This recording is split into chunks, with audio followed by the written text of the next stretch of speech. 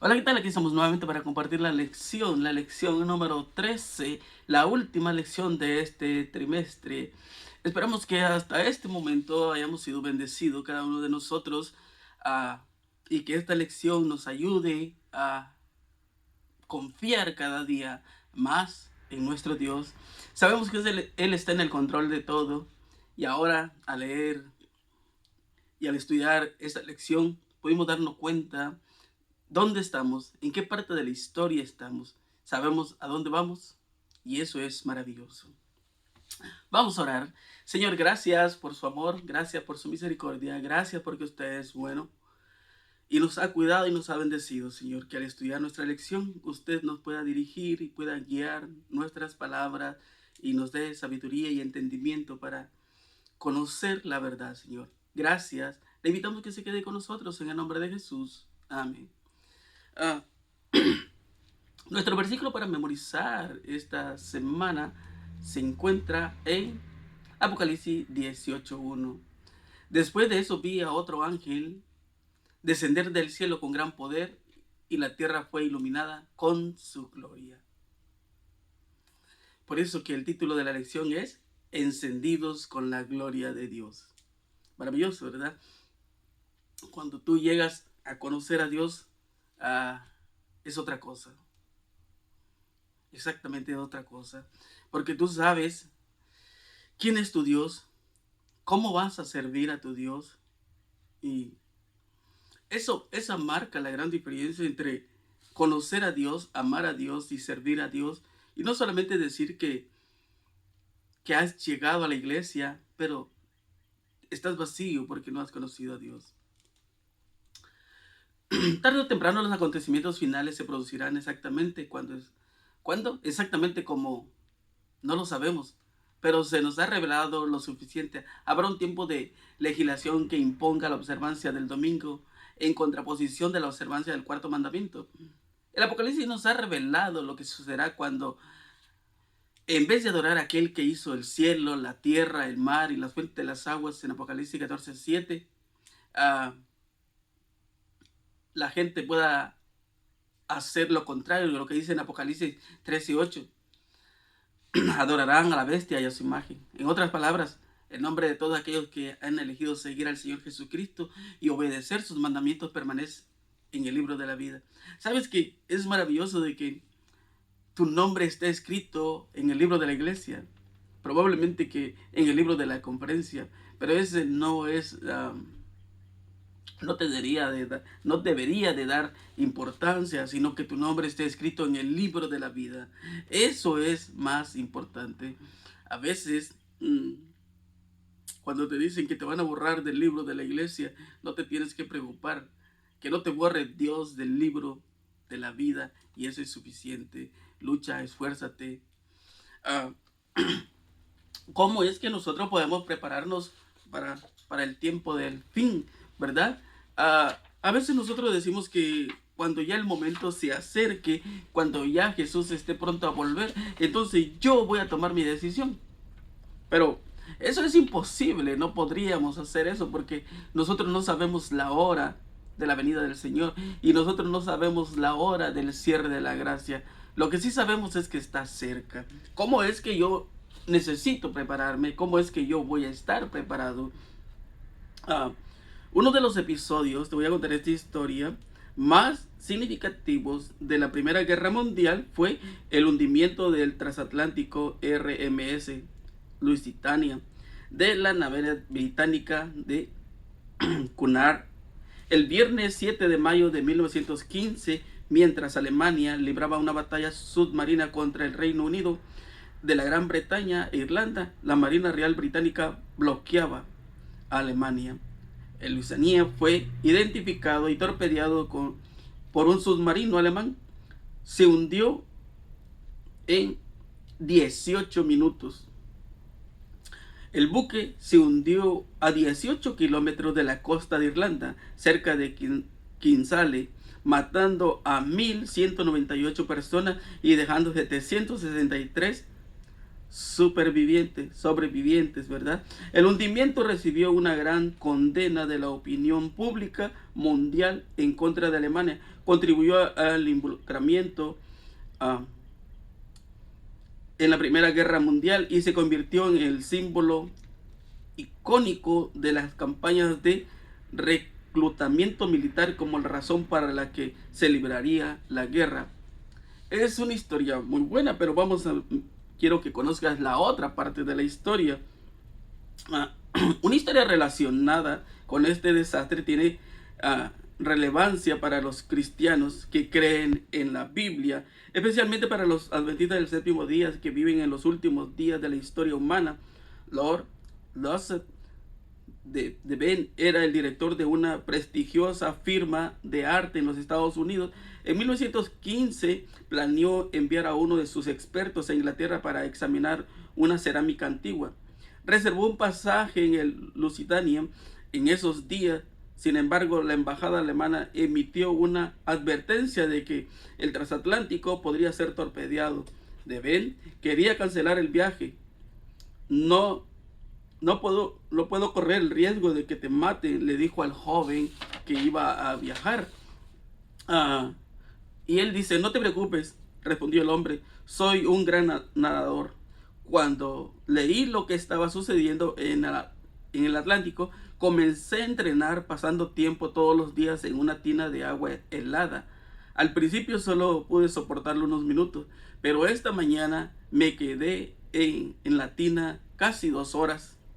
Naturalmente de Ben se rió, sonaba absurdo, pero su experto zarpó en Lusitania, fue torpedeado. El joven fue rescatado después de casi 5 horas en el océano helado, todavía en excelentes condiciones. Maravillosa la historia. ¿Qué te dice eso? Tal vez para muchos no tiene importancia la historia, para muchos es algo normal, pero este hombre cuando escuchó lo que iba a suceder y él tenía que estar ahí, él se preparó. ¿Sabes? Hace ya casi 2000 años que Jesús dijo que iba a volver y su pueblo empezó a prepararse, pero muchos se han cansado y muchos no quieren escuchar la voz de Dios al decir que necesita prepararte. Y es por eso que en este trimestre estudiamos sobre Apocalipsis 14:6. Lo que dice Apocalipsis 14:6 debería llamarnos la atención. Vi volar por en medio del cielo a otro ángel que tenía el evangelio eterno para predicarlo a todos los moradores de la tierra, a toda nación, tribu y lengua. Y ahí podemos mirar lo que decía también Apocalipsis 14:7, diciendo a gran voz, temed a Dios y dale gloria, porque la hora de su juicio ha llegado, y adorar a aquel que hizo el cielo, la tierra, el mar, las fuentes de las aguas. Es una advertencia que nos dice Apocalipsis cómo nosotros tenemos que prepararnos. Tenemos que depositar nuestra confianza en Dios, en las cosas de Dios o en el mundo. Tú decides creer en Dios o creer en el enemigo, creer en la Biblia o creer en lo que dice el hombre, guardar el sábado o guardar el domingo. Es tu decisión. Nadie puede obligarte, solamente que también tienes que tener en tu cabecita que tu decisión puede ser para vida eterna o muerte eterna. En Primera de Tesalonicenses, cuando nosotros leemos ahí, el apóstol Pablo nos dice que nosotros no estamos a ciegas. Leemos el versículo 1 al 6. Pero acerca de los tiempos y las ocasiones no tenéis necesidad, hermanos, de que yo os escriba, porque vosotros sabéis perfectamente que el día del Señor vendrá así como ladrón en la noche. Que cuando digan paz, seguridad, y entonces vendrán sobre ellos destrucción repentina, como los dolores a la mujer encinta, y no escaparán. Mas vosotros, hermanos, no estáis en tinieblas para que aquel día os sorprenda como ladrón, porque todos vosotros sois hijos de luz e hijos del día. No somos de la noche ni de la tiniebla, por tanto no durmamos como los demás, sino velemos y seamos sobrios. Por eso Jesús pasó tiempo con sus discípulos ahí en Mateo 24 y les explicó todo lo que iba a acontecer. Y hoy en día eso también es para nosotros. Jesús dijo, ¿sabes qué? Va a haber hambre, va a haber guerra, va a haber terremotos. La iglesia va a estar dormida. Ya. Y por eso que Mateo 25 nos muestra cómo va a estar la iglesia. Entonces cuando tú lees Mateo 24 y Mateo 25 te das cuenta dónde estás y a dónde vas. Por eso Pablo dice a la iglesia de Tesalónica, no estás en tinieblas, no estás vagando ahí para ver qué sucede, por casualidad, por curiosidad. No, tú estás en la iglesia porque sabes qué es lo que necesitas, qué es lo que tú deseas, cuál es tu sueño.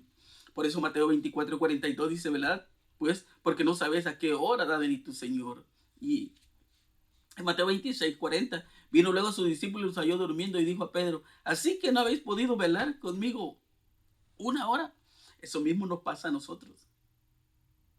Ahí después, ahí después, ahí después. Pero Mateo 26:41, velad y orad para que no entres en tentación. El espíritu de la verdad está dispuesto, pero la carne es débil. El espíritu de Dios está trabajando día tras día tras día, en cada uno de nosotros.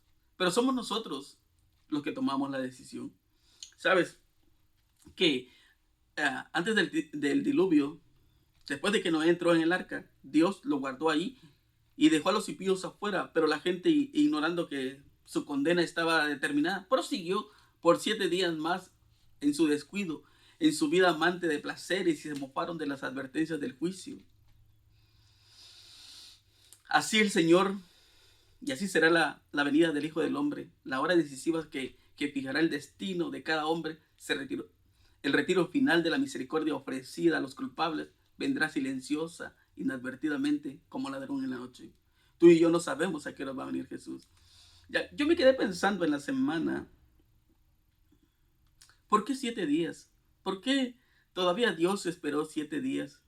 Yo a veces escucho decir que por las personas que Dios es malo, que Dios no es bueno. Y me quedé pensando, eso es lo que yo pienso. Tú lo puedes analizar en tu casa. ¿Por qué le dio 7 días? ¿Sabes que Dios todavía, a pesar de que ya estaba cerrada el arca, le dio 7 días? ¿Para qué? Para que el mundo pudiera mirar la misericordia, o cómo el hombre estaba tan malo. Sus pensamientos eran tan horribles, porque un día el enemigo piensa o dice que Dios es malo y que Él es bueno, pero en la cruz quedó demostrado, ahí quedó demostrado. Y a veces yo digo, creo que Dios todavía le dio 7 días para que ellos se arrepintieran, pero ellos no querían nada con Dios. Hoy en día sucede lo mismo. Hay muchísimas personas que no quieren nada con Dios. Y a pesar de que tú le puedas leer la Biblia, demostrar con la Biblia, no van a creer. Porque se han aferrado a que no van a creer. Y tú lo puedes mirar ahí en Éxodo ahí con el faraón. Él le mostró, le dio evidencia del gran poder de Dios y él decidió no creer. Si tú y yo nos perdemos, es porque así lo decimos. Por eso el profeta Oseas dice, ese pueblo se perdió porque le faltó sabiduría, le faltó conocimiento. Si tú y yo nos perdemos es porque nos falta conocimiento. Considere que todo aquel que ama a Dios y que ahora, mientras es el día, es tiempo de trabajar entre las ovejas que están en el redil. Hoy en día es día de prepararnos, así como a las 10 vírgenes. El aceite es la justicia de Cristo. Representa el carácter, y el carácter no es transferible. Nadie puede obtenerlo para darlo a otro. Cada uno debe lograr para sí un carácter purificado de toda mancha de pecado. Tú y yo, el problema más grande que tenemos tú y yo es nuestro carácter. Yo a veces digo, ¿cuánto tiempo podría pasar sin enojarme, sin molestarme? Y a veces yo estoy orando para que Dios cambie mi carácter. Y estoy luchando. Porque eso es lo único que va a marcar la diferencia entre mi salvación y mi perdición. Es mi carácter. Y a veces nosotros decimos, quizá has escuchado que tú dices, que dicen, yo así nací, así crecí y así me moriré. Eso no es el plan de Dios. Probablemente que tú naciste y creciste en unos caminos malos. Tu vida quizás no fue buena. Pero Dios tiene una oportunidad para ti. Quiere que todo sea diferente, que haya un cambio. Y es porque la gente ha creído que dice todo árbol que nace torcido jamás se va a enderezar. Si Jesús fue capaz de resucitar a Lázaro, ¿crees que Jesús no es capaz de enderezar tus pasos? Claro que sí, para Él no hay nada imposible. En San Juan 10, en San Juan 8:32 dice, y conoceré la verdad y la verdad os hará libre. Es maravilloso que cuando tú llegas a conocer la verdad y te das cuenta de cuánto tiempo desperdiciaste, cuánto tiempo tiraste a la basura sin provecho. Pero no es que te hayas equivocado, es que vas creciendo espiritualmente. Es que Dios tiene algo mejor para ti. Y eso es maravilloso. En San Juan 7:17, el que quiera hacer la voluntad de Dios conocerá si la doctrina es de Dios o si yo hablo por mi propia cuenta. El pueblo de Israel no creía. Se aferró. Los líderes de la iglesia se aferraron a no creer. Cuando tú te aferras a algo, a no creer, a que no puedes, pues no lo vas a lograr. Por más evidencia que le dé. Mira, cuando Jesús empieza su ministerio, hace el primer milagro de las bodas. Jesús hace milagros de los paralíticos, de los ciegos, de los leprosos. Y ellos lo vieron. Pero no quisieron creer. Y es por eso que en la última oración de Jesús, ahí en San Juan 17:17, dice, santifícalos en tu verdad, porque tu palabra es verdad. Ahora yo te pregunto, ¿a quién le vas a creer? ¿A la Biblia o al hombre? ¿A quién le vas a creer? Si cuando Dios dice sábado, tú dices domingo. Cuando Dios dice blanco, tú dices rojo. Ahora, ¿a quién le vas a creer? El mensaje del segundo ángel nos llama a aceptar la verdad y no el error. La escritura en lugar de la tradición y la enseñanza de la palabra de Dios en vez de los errores de las falsas doctrinas. Tú decides. Hay decisiones que tú has tomado que quizás no se han complicado, no han tenido consecuencias, pero esta sí. El mensaje del tercer ángel que sigue a los dos primeros ángeles presenta la advertencia contra la marca de la bestia. En las profecías bíblicas, una bestia representa un poder político religioso. La bestia que sube del mar en Apocalipsis 13 y 14 proviene de Roma como un sistema mundial de adoración. Finalmente, este poder romano extenderá su influencia sobre el mundo entero y dará lugar al movimiento para reunir a la iglesia y el Estado. Y entonces vendrá el día, aunque tú tengas que decidir sábado o domingo. Hoy en día, pues decimos, hasta que no se cierre la puerta de la gracia hay esperanza. Hoy en día tú puedes estar en el lugar que tú piensas que es lo correcto, pero no es lo correcto. Dios está trabajando, Jesús está trabajando, su Espíritu Santo está trabajando para que tú y yo lleguemos al conocimiento de la verdad. Y es por eso que Apocalipsis 14:12 dice, aquí está la paciencia de los santos, los que guardan los mandamientos de Dios y la fe de Jesús. ¿Te imaginas? Tú crees en el amor y no has visto el amor, ¿verdad? Pero ¿qué es el amor? El amor proviene de la ley de Dios.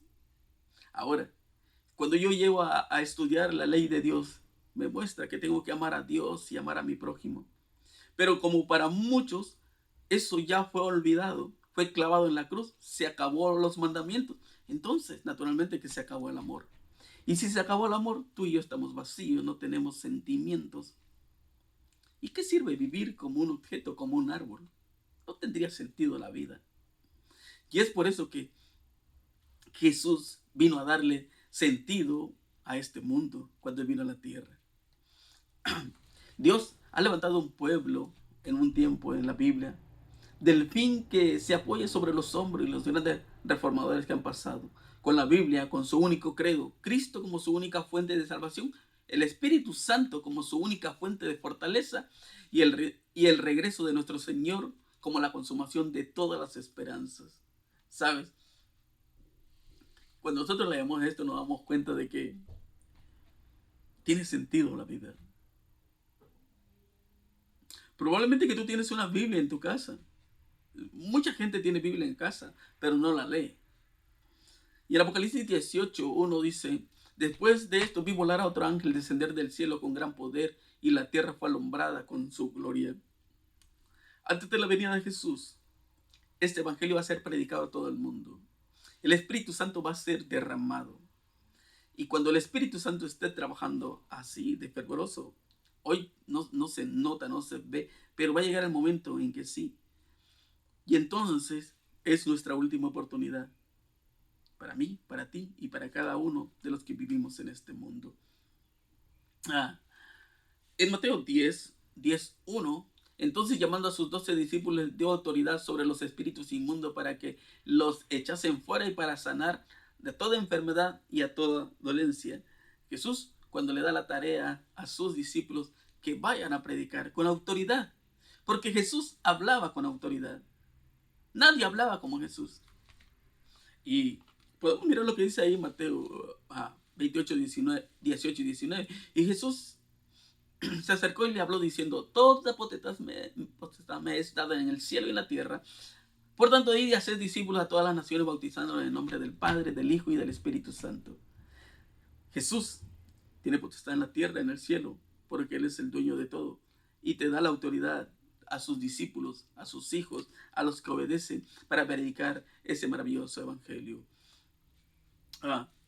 Es bueno que cuanto más cerca Dios ha estado de los creyentes, más clara y poderosamente ha testificado del amor de su Redentor y su gracia salvadora. Los hombres y mujeres que a través de largos siglos de persecución y prueba han gozado de una gran medida de la presencia del Espíritu en sus vidas, se han destacado como señales y prodigios en el mundo. Es por eso que nosotros podemos encontrar muchas historias en la Biblia y podemos escuchar historias en nuestro mundo hoy del gran poder de Dios, de las maravillas que Dios puede hacer en cada uno de nosotros. También en Apocalipsis 4:11, Señor, digno eres tú de recibir la gloria, la honra, el poder, porque tú creaste todas las cosas por tu voluntad y existen y fueron creadas. En el 5:12, y decían a gran voz: el Cordero que fue inmolado es digno de tomar el poder, la riqueza, la sabiduría, la fortaleza, la honra, la gloria, la alabanza. 19:1, después de esto oí una gran voz de la gran multitud en el cielo que decía: aleluya, salvación y honra y gloria y el poder son del Señor Dios nuestro. Y Apocalipsis 21:26, y llevarán la gloria y la honra de las naciones en ella. Podemos mirar que en el libro de Apocalipsis se habla mucho del Cordero, porque Él es el Cordero. ¿Sabes qué? A veces nosotros oramos y pedimos cosas materiales a Dios. Yo te pregunto ahora a ti, ¿qué le has pedido a Dios? ¿Qué le pides a Dios? ¿Será que tú le estás pidiendo sabiduría? ¿Tú le estás pidiendo dinero, un mejor trabajo, un carro, una casa nueva?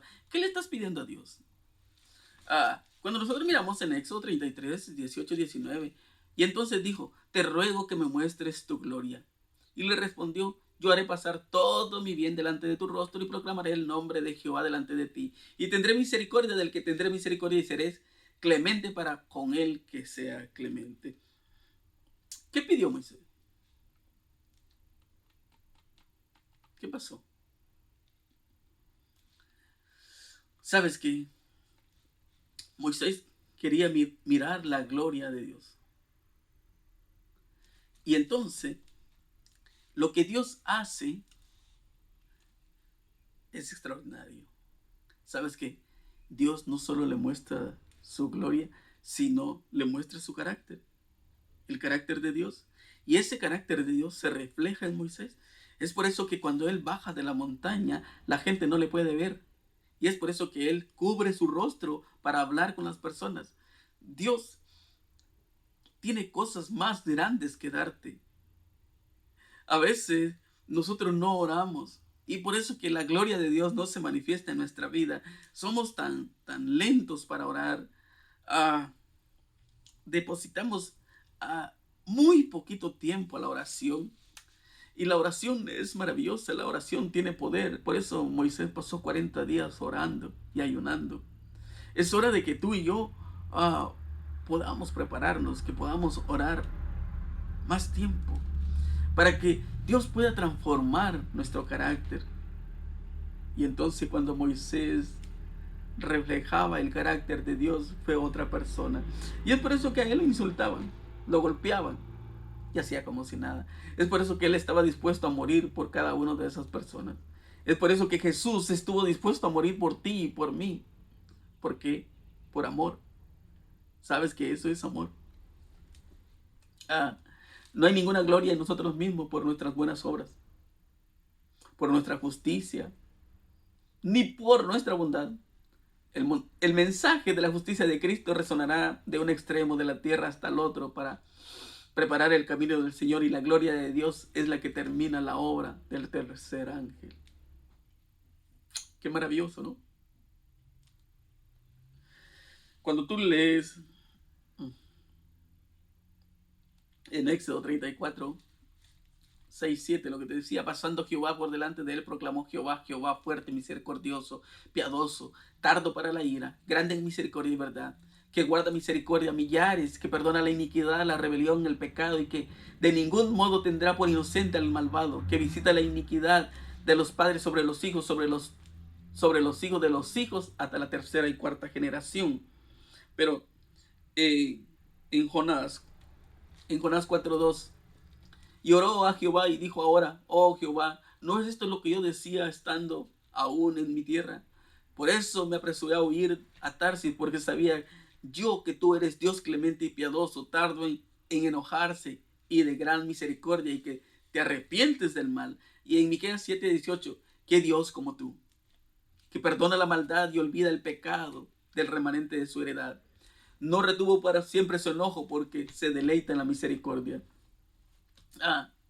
Jonás estaba enojado, ¿no?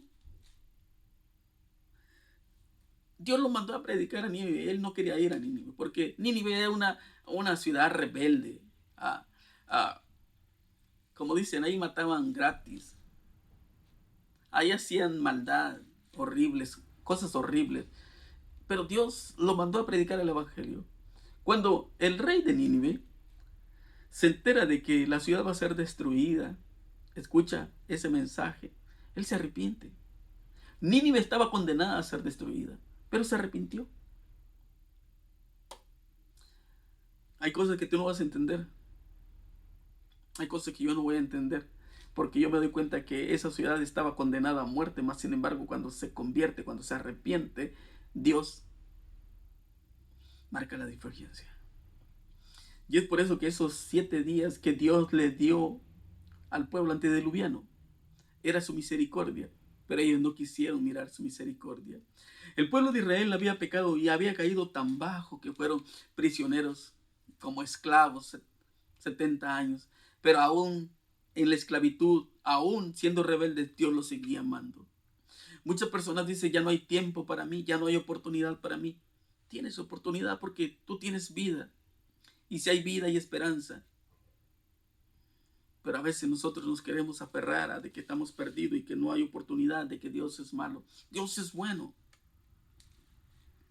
Ningún hombre podía ver la gloria de Dios y sobrevivir, pero Moisés se le asegura que él contemplará tanto la gloria divina como puede soportar su estado moral actual. ¿Por qué?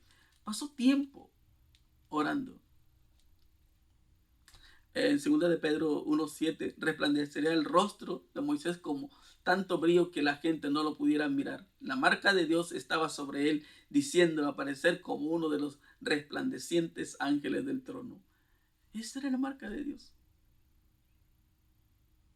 Eso es lo que nosotros necesitamos hoy en día. Que Dios se manifieste en nuestra vida, que Dios nos guíe a la verdad, porque necesitamos conocer la verdad. A veces nosotros estamos preocupados por otras cosas, por las cosas materiales, por lo que el mundo ofrece. Necesitamos preocuparnos más por nuestra salvación, darle importancia. Hay muchos símbolos en Apocalipsis, símbolos bíblicos de importancia, por ejemplo, un dragón en el cielo, Apocalipsis 12:3, 4:7, ángeles volando por en medio del cielo, Apocalipsis 14:6, una mujer montada sobre una bestia escarlata, Apocalipsis 17:3, y así sucesivamente. Estos figuran de la palabra de Dios. El Espíritu Santo inspiró a Juan a que aparezcan allí y cumplan una función importante, revelar la verdad a quienes leen la palabra de este libro y las cumplen, así como dice en Apocalipsis 1:3, bienaventurado el que lee y los que oyen la palabra de esta profecía y guardan las cosas en ellas escritas, porque el tiempo está cerca. Tú escuchas muchos sermones de Apocalipsis. Hay mucha gente que le gusta la profecía, le encanta la profecía, sí. Y es bueno, no es malo, es maravilloso. Pero no basta solo con leerla. No basta solo con oírla, sino aceptar la verdad. Porque ahí está la verdad en la palabra de Dios. Entonces, de nada va a servir que tú tengas tu Biblia ahí en tu casa si no la lees. No va a pasar nada. ¿Qué pasa cuando tú compras un carro y nunca lo usas?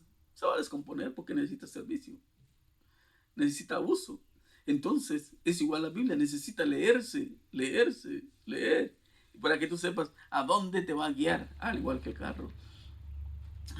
Y en Apocalipsis 5:6, y miré y vi que en medio del trono y de los cuatro seres vivientes y en medio de los ancianos estaba de pie el Cordero, como inmolado, que tenía 7 cuernos y 7 ojos, los cuales son los 7 espíritus de Dios enviados por toda la tierra. Y cuando hubo tomado el libro, los 4 seres vivientes y los 24 ancianos se postraron delante del Cordero. Todos tenían arpas y copas de oro llenas del incienso, que son las oraciones de los santos. Apocalipsis 5:8. En Apocalipsis 5:12, que decían a gran voz: el Cordero que fue inmolado es digno de tomar el poder, la riqueza, la sabiduría, la fortaleza, la honra, la gloria y la alabanza.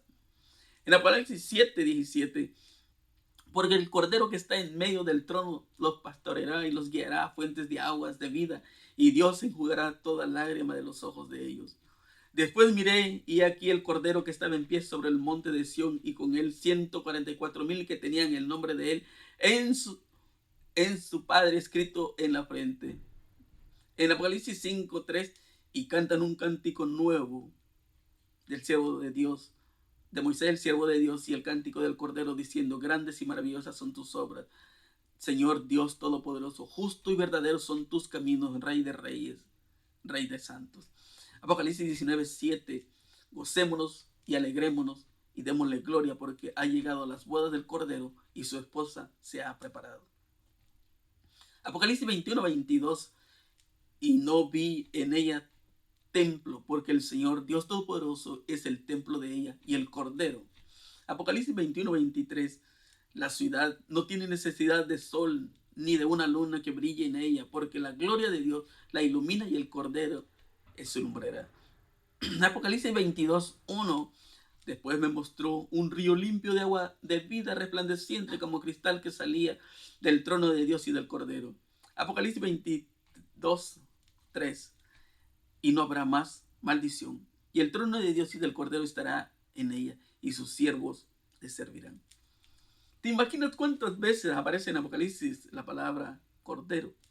A veces nosotros decimos: ¿por qué? ¿Por qué? ¿Por qué tanto? Debemos colocar intencionalmente al Cordero que fue inmolado en el centro mismo de nuestra doctrina y la misión en el corazón de cada sermón que predicamos, cada artículo que escribimos, cada oración que elevamos, cada canción que entonemos, cada estudio bíblico que quedamos, y todo lo que hacemos, que sea primeramente el nombre de Dios, el nombre del Cordero, el nombre de Jesús. A veces tú puedes escuchar muchos sermones y no se menciona a Jesús. No hablamos de Jesús. A veces en los sermones hablamos más de la gente, hablamos más de nosotros que de Jesús. El nombre de Jesús necesita ser exaltado. ¿Sabes? Cuando Jesús dijo: consumado es, los sacerdotes estaban para hacer el sacrificio de las 3 de la tarde. Y ese cordero, sí, ese cordero salió huyendo. Ese cordero que es manso y humilde, salió huyendo. Porque el verdadero cordero, el que representaba todos los corderos a través de la Biblia, era Jesús. Y Jesús había dado la vida por ti y por mí. Jesús pagó esa deuda. Sí, esa deuda que tú y yo teníamos que pagar. Por eso Isaías lo dijo en Isaías 53:5. Mas él herido fue por nuestras rebeliones, molido por nuestros pecados. El castigo de nuestra paz fue sobre él, y por su llaga fuimos nosotros curados. Alguien pagó tu deuda. Alguien pagó mi deuda. Era yo. Eras tú el que tenía que morir. Era yo el que tenía que sufrir esas heridas en las manos, en los pies, en el costado. El que tenía que llevar esa cruz. el que tenía que tener esa corona de espinas, más Jesús lo hizo porque me ama. Jesús lo hizo porque te ama. Él ya lo hizo todo por ti y lo hizo por mí, por amor. Ese es el mero significado, el verdadero significado del amor. Ese es llegar al conocimiento de la verdad, de que tú sabes que hay alguien que está interesado en ti, en tu salvación, en tu porvenir. Esa es la verdad de saber que tenemos que llegar al conocimiento de esa verdad para que nosotros podamos entender que la vida tiene sentido. Sin Jesús vivimos vacíos. Sin Jesús realmente la vida no tiene sentido. Es Jesús el que le da sentido a tu vida. Es el cordero que fue inmolado desde el principio, de cuando entró el pecado. Probablemente que Adán y Eva tenían que morir. Tú y yo teníamos que morir. Pero Él ocupó mi lugar, ocupó tu lugar. Y hoy en día te dice, yo no sé cómo te llames, pero Él te conoce. Él sabe tu nombre. ¿Y qué nombre te va a dar también? Porque tiene una promesa para ti. Esa piedrecita, ese nombre nuevo, esa transformación que va a haber en tu vida, Él lo va a hacer. Probablemente que estás luchando con tu carácter, estás luchando, pero yo te digo, sigue luchando, esfuérzate y sé valiente. Mi hermano, mi amigo, que tomes la mejor decisión, que ores más, que pases más tiempo con Jesús. Eso es lo que marca la diferencia. Que el Señor te bendiga. Oramos. Señor, gracias por esa lección, gracias por su amor y su misericordia, Señor. Señor, le suplicamos, le rogamos que usted transforme nuestro carácter. Que nosotros podamos reflejar ese carácter como lo hizo Moisés. A veces se nos hace difícil porque estamos preocupados por el trabajo, por las cosas materiales. Pero que eso quede en el pasado. Que busquemos primeramente la gloria de Dios, la honra. Y sabemos que todo va a venir por añadidura, Señor. Es una promesa que usted tiene. Ayúdenos, lo necesitamos. Que usted bendiga nuestra iglesia, nuestra familia. Y que nos fortalezca, Señor. Y que nos dé fuerza para soportar la adversidad también. Sabemos que se avecinan cosas para las cuales quizás no estamos preparados, pero ayúdenos para que lo estemos, Señor. Lo suplicamos todo en el nombre de Jesús. Amén. Mi hermano, mi amigo, que Dios te bendiga y que tengas un excelente día. Nos vemos la próxima semana, si así Dios nos los permite. Bendiciones.